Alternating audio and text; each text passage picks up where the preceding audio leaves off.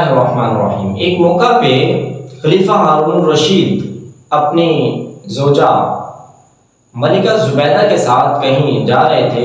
راستے میں دیکھا کہ داناب بہلول وہ ریت کے کنارے بیٹھا ہوا ہے اور ریت کے چھوٹے چھوٹے سے گھر بناتا ہے اور پھر چھڑی کے ساتھ انہیں گرا دیتا ہے، اور صدا یہ لگا رہا ہے کہ کوئی ہے جو مجھ سے جنت کا محل خرید لے۔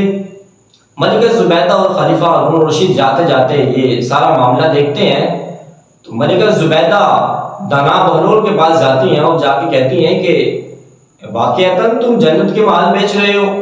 داناب بہلول کہتا ہے ہاں میں جنت کے محل بیچ رہا ہوں۔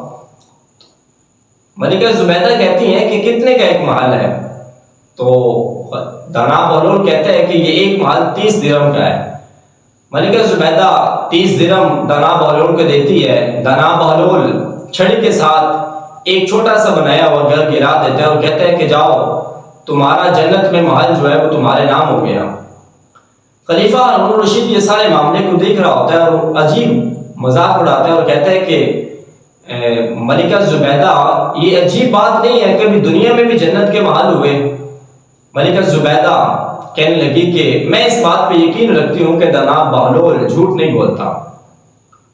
ملکہ زبیدہ اور خلیفہ ہارون رشید گھر جاتے ہیں، رات کو سوتے ہیں۔ خلیفہ ہارون رشید خواب دیکھتا ہے کہ وہ جنت کی سیر کر رہا ہے اور ایک جنت کا محل ہے جس کے اوپر ملکہ زبیدہ کا نام لکھا ہوا ہے۔ خلیفہ ہارون رشید اندر جانے کی کوشش کرتا ہے تو فرشتے کہتے ہیں کہ تم اندر نہیں جا سکتے، یہ دنیا کا دستور ہے کہ بیوی کی چیزوں پہ شوہر اپنی ملکیت جما لیتے ہیں، لیکن یہ جنت ہے، یہاں پہ جس کی جو چیز ہوگی وہ اسی کو ملے گی۔ خلیفہ ہارون رشید اس خواب سے بڑا متاثر ہوتا ہے، صبح اٹھتا ہی اپنی بیگم ملکہ زبیدہ کو کہتا ہے کہ اٹھو چلو مجھے داناب بہلول کے پاس لے چلو۔ چلتے چلتے داناب بہلول کے پاس جاتے ہیں اور جا کے کہتے ہیں کہ کل تم جنتی محل بیچ رہے تھے، کیا آج بھی بیچنے کا ارادہ رکھتے ہو؟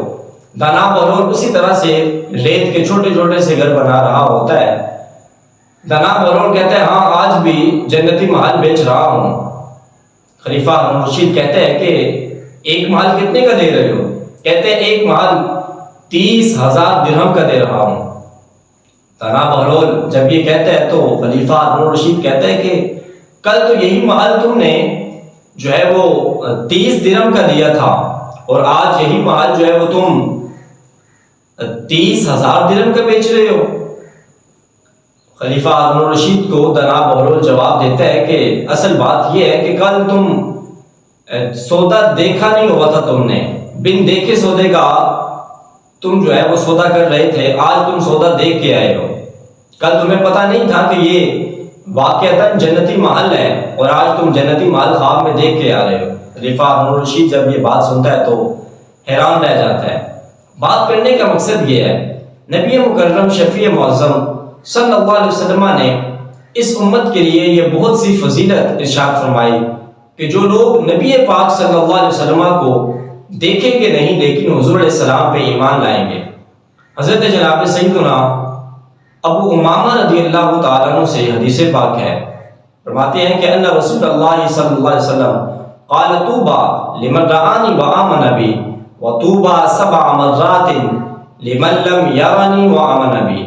فرماتے ہیں کہ رسول اللہ صلی اللہ علیہ وسلم نے ارشاد فرمایا خوشخبری اور مبارکباد ہو ان لوگوں کے لیے جنہوں نے مجھے دیکھا اور مجھ پہ ایمان لے کے آئے، اور پھر حضور نے ارشاد فرمایا 7 مرتبہ خوشخبری ہو ان لوگوں کے لیے کہ جو مجھے نہیں دیکھیں گے پھر بھی مجھ پہ ایمان لے کے آئیں گے۔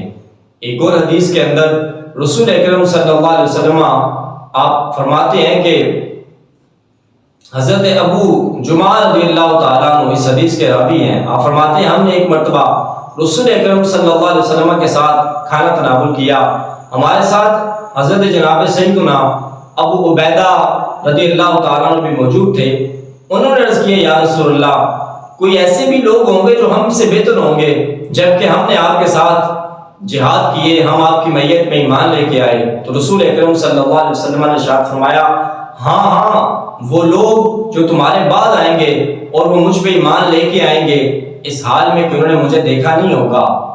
پھر ایک اور حدیث کے اندر رسول اکرم صلی اللہ علیہ وسلم نے ارشاد فرمایا جسے جناب سیدنا عمر بن شعیب رضی اللہ تعالیٰ عنہ نے روایت کیا، آپ فرماتے ہیں کہ رسول اکرم صلی اللہ علیہ وسلم نے ایک موقع پر ارشاد فرمایا، ای الخلق اعجب الیکم ایمان، فرمایا تمہارے نزدیک جو ہے وہ سب سے زیادہ ایمان کے لحاظ سے کون سی مخلوق محبوب ترین ہے؟ انہوں نے عرض کیا کہ فرشتے سب سے زیادہ عجیب ترین ایمان رکھتے ہیں۔ آپ صلی اللہ علیہ وسلم نے ارشاد فرمایا، فرشتے ایمان کیوں نہ لے کے آئیں جبکہ وہ ہر وقت اپنے رب کی حضوری میں رہتے ہیں؟ صحابہ نے عرض کی، یا رسول اللہ پھر انبیاء کرام علیہ السلام کا ایمان سب سے زیادہ خوبصورت ہے۔ آپ نے فرمایا کہ انبیاء کرام علیہ السلام ایمان کیوں نہ لائیں جبکہ ان پہ وحی نازل ہوتی ہے؟ صحابہ نے عرض کی، یا رسول اللہ پھر تو ہم ہی وہ لوگ ہیں کہ جو آپ پہ ایمان لے کے آئے ہیں۔ تو رسول اکرم صلی اللہ علیہ وسلم نے ارشاد فرمایا کہ تم مجھ پہ ایمان کیوں نہ لاؤ جبکہ خود میری ذات تم میں جلوہ افروز ہے اور تم مجھے دیکھتے بھی ہو۔ رسول اکرم صلی اللہ علیہ وسلم نے پھر ارشاد فرمایا، مخلوق میں میرے نزدیک پسندیدہ ترین ایمان ان لوگوں کا ہے جو میرے بعد پیدا ہوں گے، کئی کتابوں کو پائیں گے مگر صرف میری کتاب میں جو کچھ لکھا ہوگا بن دیکھے اس پہ ایمان لائیں گے۔ اس سے مراد وہ امت ہے جو رسول اکرم صلی اللہ علیہ وسلم کے بعد پیدا ہوں گے اور حضور علیہ السلام پہ ایمان لے کے آئیں گے۔ آج ہماری خوش بختی ہے ہم نے حضور علیہ السلام کو دیکھا نہیں ہے، لیکن پھر بھی نبی مکرم شفیع معظم صلی اللہ علیہ وسلم کی ذات والا شان پہ ایمان رکھتے ہیں۔ اللہ تعالیٰ ہم سب کو ایمان پہ زندگی اور ایمان پہ موت نصیب فرمائے۔